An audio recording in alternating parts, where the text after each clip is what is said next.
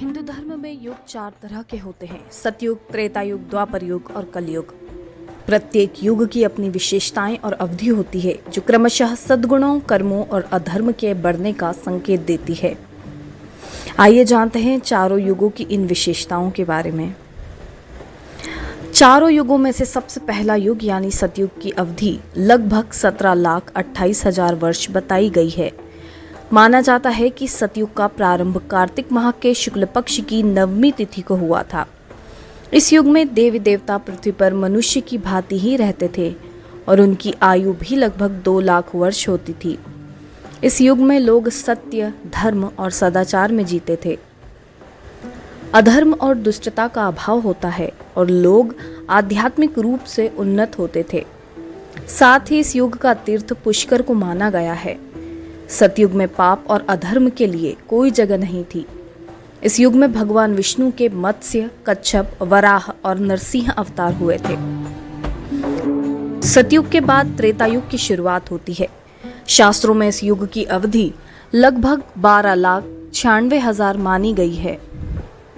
वहीं धार्मिक ग्रंथों के अनुसार त्रेता युग की शुरुआत वैशाख माह की शुक्ल पक्ष की तृतीया तिथि से हुई थी। मान्यता है कि इस युग में मनुष्य की आयु लगभग 10,000 वर्ष होती थी। इस युग में लोग कर्मों और यज्ञों के माध्यम से कर्म फल प्राप्त करते थे।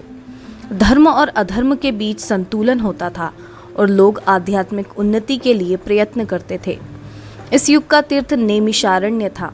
इस युग में अधर्म का नाश करने के लिए भगवान विष्णु के 3 अवतार हुए: राम, वामन, परशुराम, जिनकी वजह से ही इस युग को त्रेता युग कहा गया।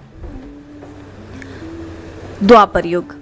इस युग में लोग धर्म से भटकने लगते हैं और अधर्म बढ़ने लगता है। लोग भौतिक सुखों और सांसारिक इच्छाओं में फंस जाते हैं। द्वापर युग में भगवान विष्णु ने श्री कृष्ण के रूप में अवतार लिया। इस युग में श्री कृष्ण ने कंस का वध किया और महाभारत के युद्ध में गीता का उपदेश दिया।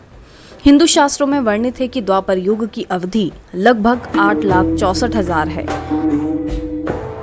और यह युग माघ माह के कृष्ण पक्ष की अमावस्या से शुरू हुआ था। इस युग में मनुष्य की आयु लगभग 1,000 वर्ष बताई गई है। कलयुग। धर्म ग्रंथों के अनुसार वर्तमान युग या कलयुग की अवधि तीनों युगों में सबसे कम यानी 4,32,000 वर्ष है। भाद्रपद माह के कृष्ण पक्ष की त्रयोदशी तिथि से कलयुग की शुरुआत मानी जाती है। इस युग में मनुष्य की आयु लगभग 100 वर्षों की है।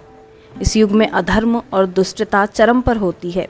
लोग धर्म से दूर हो जाते हैं और समाज में अशांति और विनाश होता है।